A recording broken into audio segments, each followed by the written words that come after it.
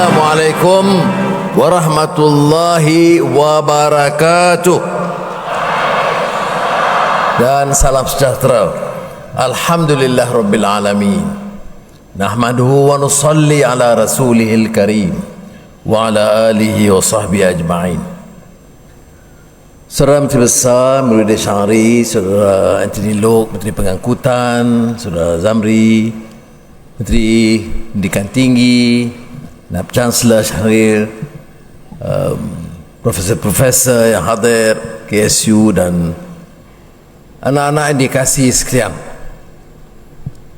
Alhamdulillah kita bersama-sama, dan ini ikhtiar Menteri dan Kementerian Pengangkutan untuk meringankan sedikit beban mahasiswa Labuan Sabah Sarawak dan juga mengekang kenaikan harga yang kadang-kadang melambung secara yang tidak munasabah. Penerbangan Sabah Sarawak ke Malaysia, ke Semenanjung dan juga Semenanjung ke sana. Cara ini sebenarnya dilakukan menunjukkan keprihatinan kita. Ya. Kita memang catat pembangunan yang memberansangkan, dan kita tahu bahawa Malaysia sekarang menjadi hub semikonduktor bagi rantau ini. Pagi tadi saya luncurkan pusat ataupun markas AI Malaysia, dan menjadi tumpuan untuk melonjakkan perhatian dan dukungan kepada AI. Now, saya sebut hal ini semua termasuk Microsoft, Google, AWS, Huawei, ZTE. Kalau di utara, Nvidia yang bikin chip dari Jerman yang besar masuk. Baik. Kita ni tidak mau jadi sekadar kilang. Kita juga mau memanfaatkan pembaharuan ini di bidang digital, di bidang AI, supaya anak-anak dapat menguasai ilmu itu dan menganggap sebagai, dan punya peranan dalam bidang-bidang yang diterokai baru. Di sini dulu saya selalu sebut, dunia mencabar kita. Kita diasak supaya berlakukan sesuatu yang lebih berani. Yang saya sebut, meneroka alam pemikiran baru, meneroka disiplin baru dan teknologi baru. Maknanya seolah-olah kita menggapai langit, apa yang tak tercapai sebelumnya, dengan ilmu, disiplin, teknologi baru. Tetapi kita juga anak Malaysia. Kita punya nilai kita, agama kita, budaya kita. Maka kita mesti berakar ke bumi. Ini selalu saya tekankan dalam bidang pendidikan. Mengakar ke bumi, menggapai di langit. Baru boleh jadi manusia yang layak, yang punya nilai kemanusiaan atau manusiawi. Ini tumpuannya. Sebab itu beban yang sudah aku pikul itu kita cuba ringankan, kerana kita mahu anak-anak pusatkan perhatian dia.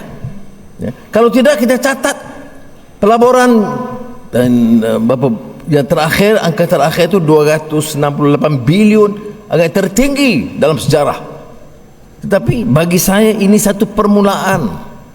Bagaimana ekosistemnya, bagaimana supply chainnya, bagaimana talent anak-anak yang menguasai bidang ilmu itu, dan diberikan kesempatan supaya kita boleh bersaing dengan gagah dan bergaya.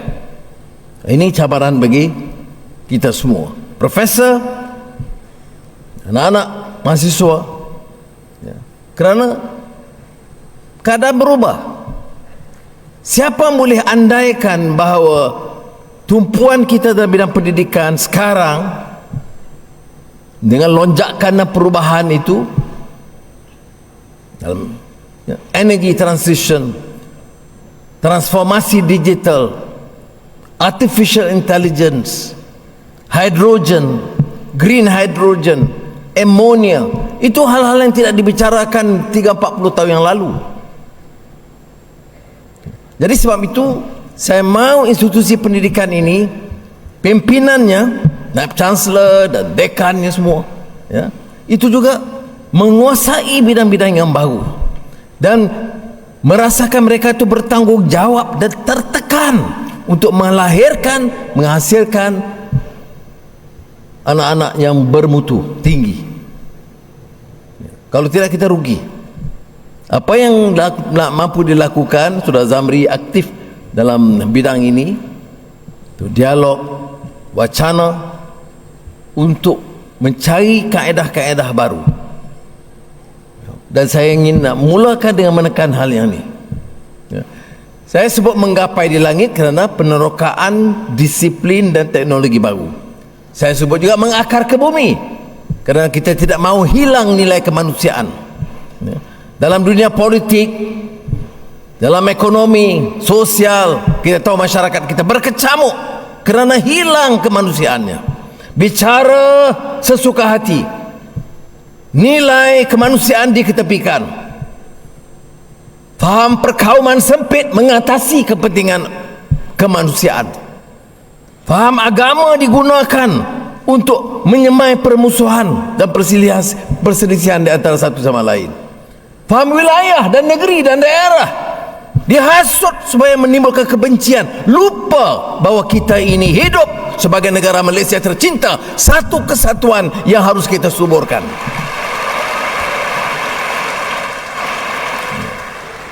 Jadi kita tidak boleh ketepikan. Saya sebagai bapa berdepan dengan anak, tidak boleh hanya bicara yang lunak-lunak, yang baik-baik, kerana kenyataannya berbeza. Lihat saja perbahasan di parlimen, lihat saja politik di desa, di perkampungan dan di pendalaman. Apa yang ditanam? Kebencian, permusuhan. Kerana apa? Warna kulit. Ada yang bicara bentuk matanya, ada bicara kefahaman agamanya. Allah jadikan perbedaan ini bukan kita pilih. Tidak siapa yang pilih untuk menjadi kaum ataupun kabilah atau warna kulit. Tapi Quran menegaskan untuk apa? Untuk lita'arafu, kenal, hormati, memuliakan satu sama lain. Dan menilainya bukan kerana keturunan, bukan kerana negeri. Kamu di Perlis kamu hebat, kamu di Sarawak kamu hebat, kamu di Sabah hebat. Tak ada. Yang ada apa? Kemuliaan insan. Kamu itu orang baik atau orang korup.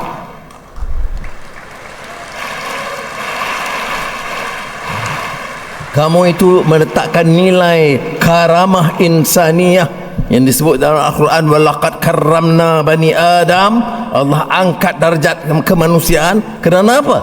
Inna akramakum indallahi atqakum. Kemuliaan itu kepada nilai kemanusiaan dan ketakwaannya, bukan kerana keturunannya, bukan kerana negerinya, bukan kerana kekayaannya. Ini kita harus ingat. Saya meletakkan harapan yang setingginya kepada anak-anak, menentukan garis masa depan, tukar wacana bobrok yang sekarang ini hebahkan, bawa satu nilai insan yang baik di kalangan kita. Boleh kritik, boleh tegur. Dalam wacana temu Anwar, saya beri kebebasan sepenuhnya. Nak tegur, nak kritik yang melahirkan tidak bersetuju, tapi bukan kebencian, bukan kerana warna kulit dan kaum, negeri dan daerah. Siapa kata tidak ada masalah? Di kalangan orang Melayu ada masalah, Melayu di Johor ada masalah, Melayu di Selangor pun banyak masalah. Siapa kata orang Iban atau orang Penan tidak ada masalah? Ada. Orang India, orang Cina, Tapi kita mesti leraikan cara baik. Kita leraikan dengan semangat muafakat, kecintaan. Kita dengar dan cuba selesaikan. Apakah mampu kita selesaikan semua? Tidak mungkin kita selesaikan semua. Ya. Dana kita terbatas. Semua kita tak cukup. Saya Menteri Kewangan, tidak ada majlis yang saya pergi, tidak ada universiti yang saya pergi yang kata terima kasih Tuan Sri, wang semua sudah cukup, tak payah bagi lagi dah. Semua kata ini rosak, ini tak baik, ini asrama, pergi universiti ni bas kami tak ada, pergi sini pula. Semua tak apa. Apakah mereka menipu? Tidak. Apakah mereka lahirkan kenyataan? Ya. Tetapi kita cuba selesaikan dengan baik. Apa yang diumumkan saudara Anthony Lok sebentar tadi bagaimana keputusan? Apakah memadai? Sesungguhnya tidak. Kalau ikut betul-betul, harga mesti diturunkan. Peluang pulang balik 2-3 kali setahun. Itu kalau keadaan semua lumayan. Tapi diberikan bantuan kerana kita prihatin. Orang dari Kundasang ada, kan ramai begitu orang Kundasang. Untuk lebih Kelantan pun mengaku Kundasang. Baik, ya. Jadi kita hargai, saudara. Sebab itu diumumkan dari 200 juta jadi 300 juta ringgit, dan untuk tahun depan insya-Allah saya umumkan naik 400 juta ringgit. Ya.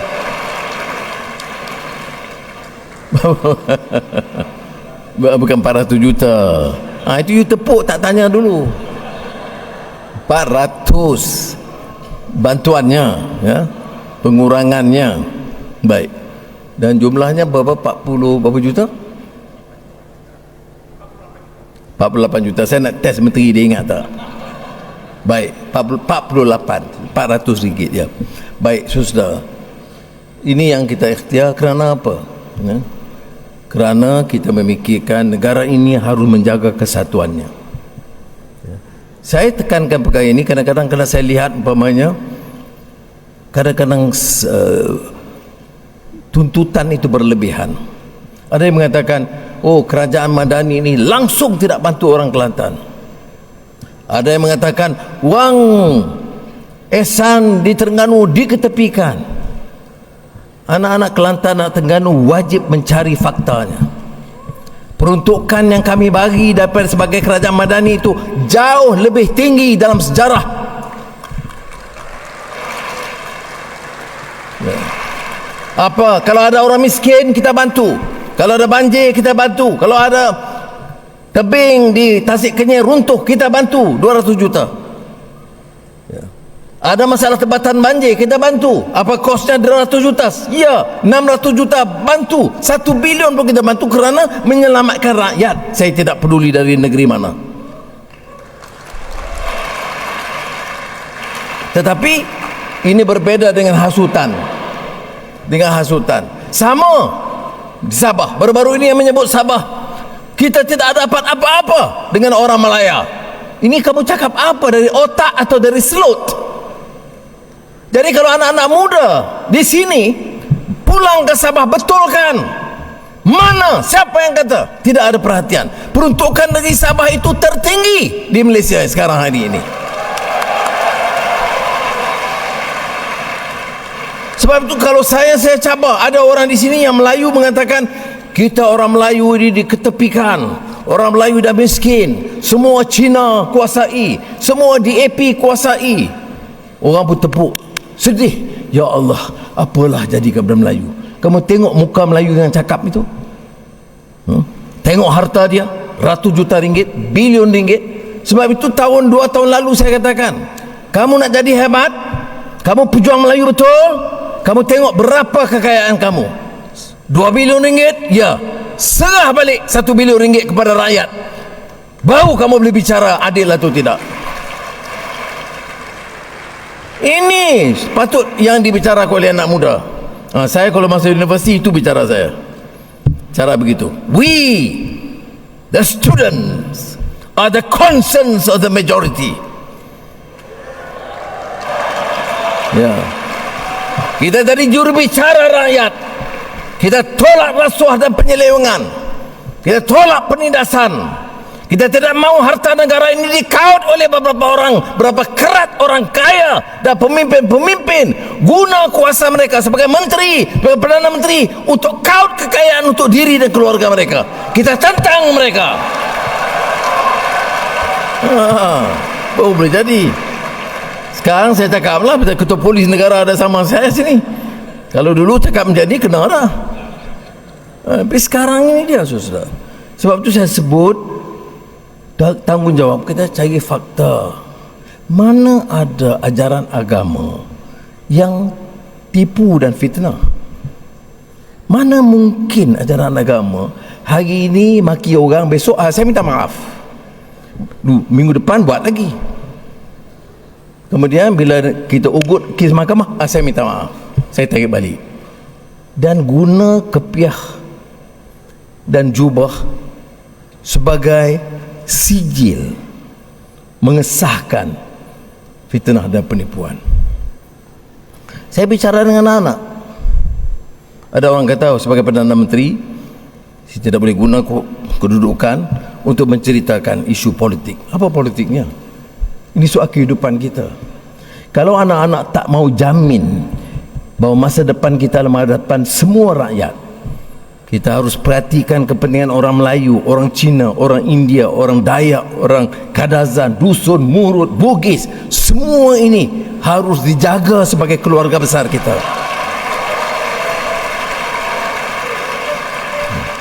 Kalau saudara fikir begitu, selamat negara. Sebab itu kalau tugas ilmuwan ni apa? Pencerahan, kecelekan seperti disebut, kecelekan, mencelekkan kita. Pendedahan yang disebut literate, to become literate, itu maknanya menimba ilmu, menilai, mendengar, kemudian menilai, ya. Tidak hanya terpukau dengan kata-kata atau memilih satu kenyataan. Masalah kita dan tugas besar anak-anak ialah untuk mencari kebenaran. Tugas ilmu, ya. Tugas kita ialah untuk mendapatkan maklumat yang sahih, ya. Saya sengaja menekankan perkara ini kerana saya lihat walaupun kita sudah jadi negara besar, kita berjaya dalam banyak bidang, tapi saya lihat ada bibit-bibit pemecah, baik di Semenanjung atau di Sarawak atau di Sabah, yang memiliki seolah-olah negara ini negeri dia. Dia tidak pernah fikir luar dari itu. Sebab itu saya ucap terima kasih kepada anak-anak Sabah, Sarawak yang di sini.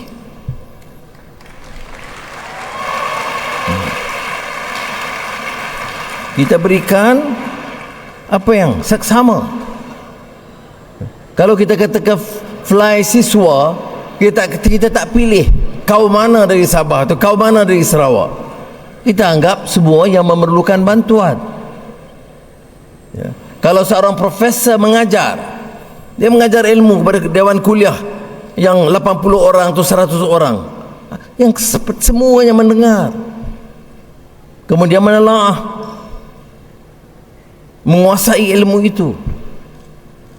Jadi anak-anak jangan lupa keperluan kita hidup sebagai satu negara bangsa. Ya, siapa yang tidak kasih pada bahasanya, pada budayanya, pada agamanya, tidak ada salah. Salahnya bila kita mula menghasut, menanam bibit kebencian antara satu sama lain, merendahkan martabat keinsanan, ya. Banyak kenyataan. 2 minggu yang lalu saya ke Pulau Pinang, ada Indian Muslim, ya, kumpulan dipanggil Liga Muslim,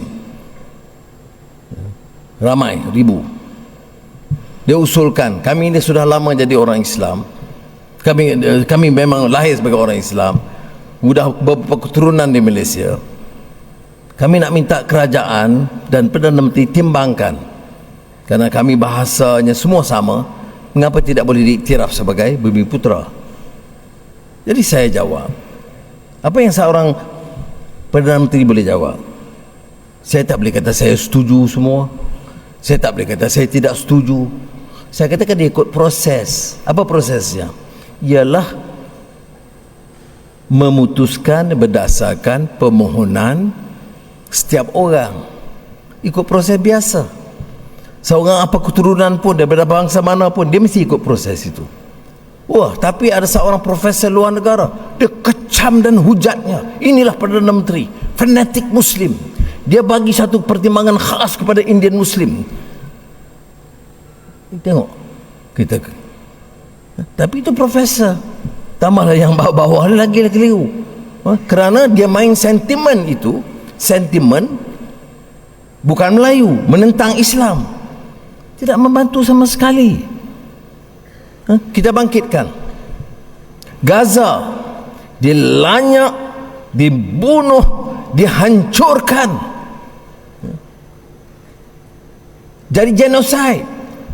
Kita bantu sedikit, kita bawa yang sakit, bayi-bayi beberapa orang, puluhan orang ke hospital tentera.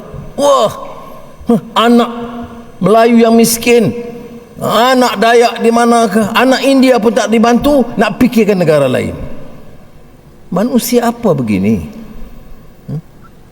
Ini masih disuarakan berkerak. Di mana kemanusiaan kita? Sebab itu di Jerman, di Amerika Syarikat, di depan pemimpin saya kata, enough of this hypocrisy. Where has our humanity gone? Why are we so fixated?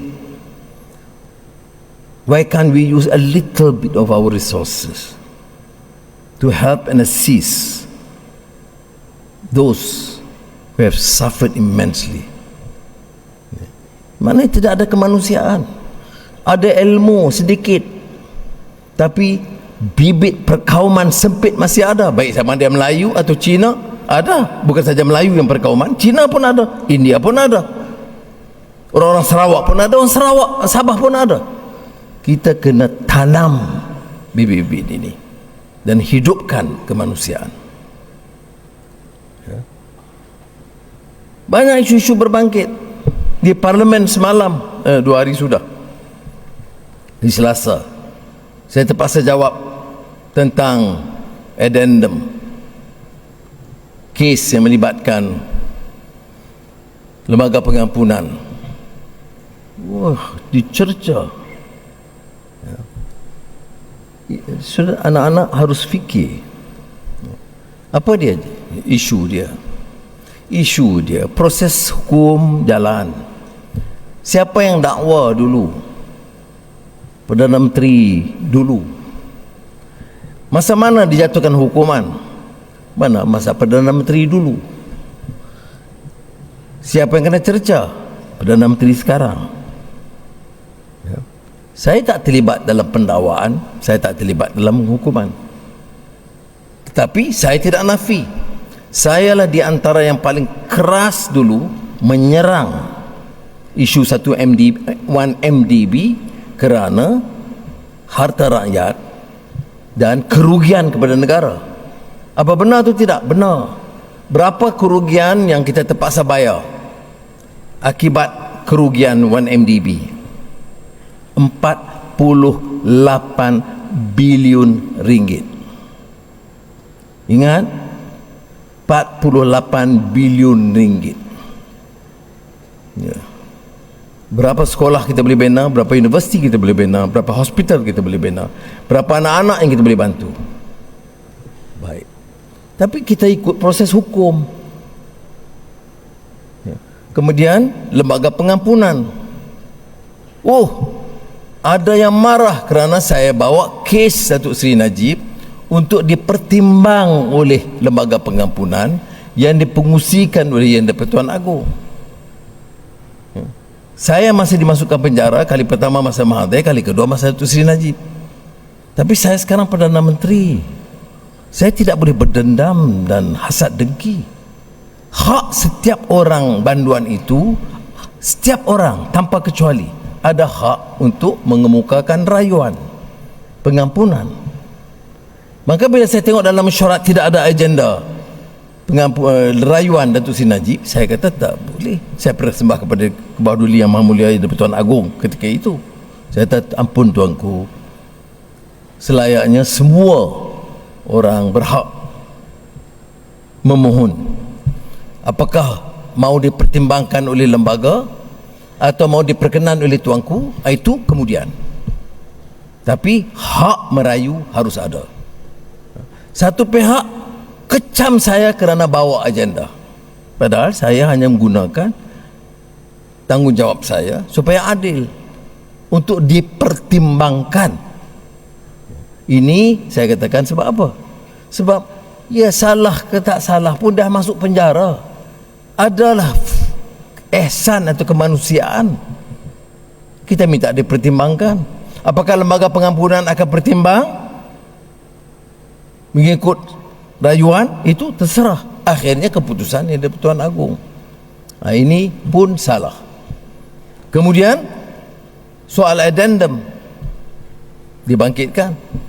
Sekarang saya tak boleh ulas sebab kes di Mahkamah Rayuan keputusannya 6 Januari.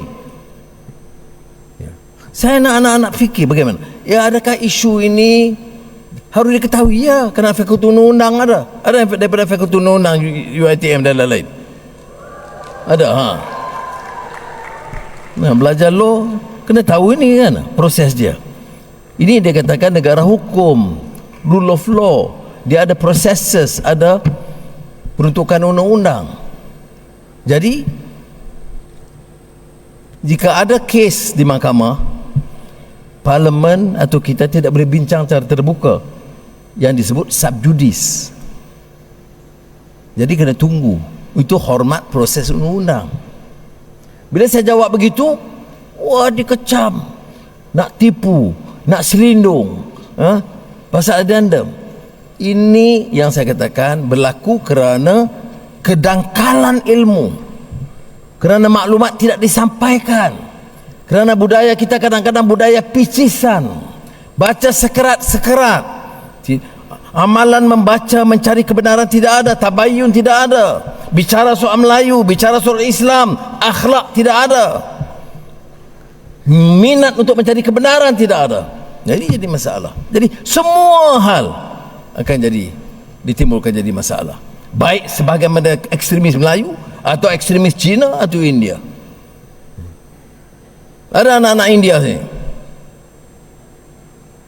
Tak ada India sini? Ya, ada UiTM ni di universiti-universiti lain. Okey. Ada. Yang India tak mengaku siapa. Kadang-kadang dan saudara Anthony Luke tahu, Zamri tahu, kita cuba bantu semua. Bukan jalan melalui mitra. Dulu hanya bantuan India itu hanya melalui mitra. Sekarang tekun pun ada. Amanah ikhtiar pun kita bagi. Tapi kita tidak kata ini program India, ini program Cina, ini program Dayak. Tidak. Siapa yang layak kita berikan. Tapi ada dalam wacana ini dibawa seolah-olah tidak ada langsung pembelaan. Baik, mengapa saya singgung semua isu ini dalam majlis Fly Siswa ini? Apa relevannya? Kerana anak mahasiswa mesti menjadi bakal pemimpin yang wibawa, yang tahu apa dia kebenaran dan keadilan. Kita menguasai bidang-bidang disiplin kita tertentu, tetapi jangan sekali-kali kita tinggalkan bahawa nilai manusia itu pada kebenarannya, kepada keadilannya, kepada nilai akhlaknya. Ya. Jangan lupa. Ya. You may excel in your discipline, but never forget, ignore the fact that finally it's about character. It's about inculcating ethical and moral values The nation, this great nation, can only be saved if we have the younger generation, the youth, with that sort of dedication, awareness that we want to excel and succeed, but we must never lose sight of our principles and values and dignity of men and women.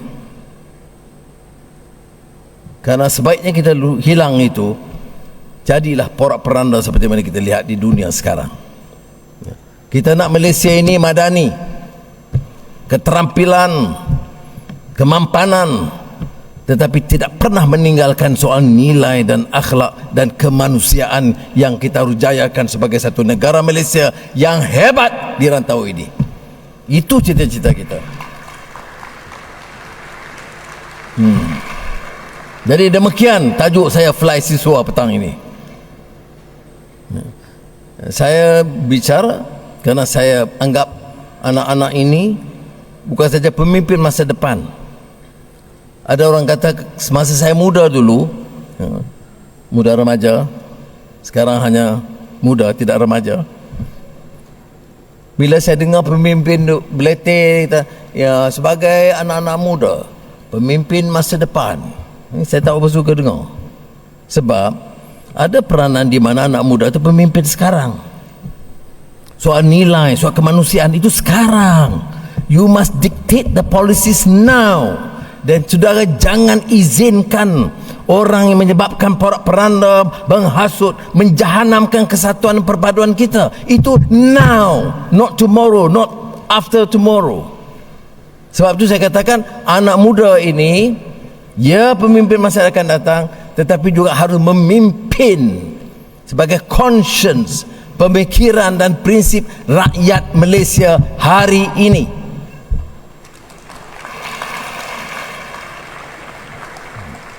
Jadi mudah-mudahan majlis kita ini membawa keberkatan. Saya harap anak-anak betul-betul ambil pesan daripada seorang ayah ini secara serius. Ya. Kalau yang pulang, cium tangan ibu bapa, tunjukkan kasih sayang kepada mereka. Jangan abaikan tanggungjawab itu. Kalau tidak pulang, jangan lupa telefon mereka, tanya khabar mereka, tunjuk kasih kepada mereka. Dan kalau telefon malam ini kata Anwar, Pak Anwar atau Anwar, kirim salam kepada ayah dan ibu, boleh? Kerana saya nak tunjuk bahawa sukses anak-anak ini kerana jasa ibu bapa, jasa guru-guru, dan kini pengajar dan profesor yang ada sekarang. Pada Naib Chancellor dan tangan UiTM, Menteri Besar dan Menteri-Menteri, Kementerian Pengangkutan dan KPT khususnya, dan utamanya anak-anak, saya ucapkan banyak-banyak terima kasih atas kesediaan untuk hadir dan menyokong usaha kita. Assalamualaikum warahmatullahi wabarakatuh.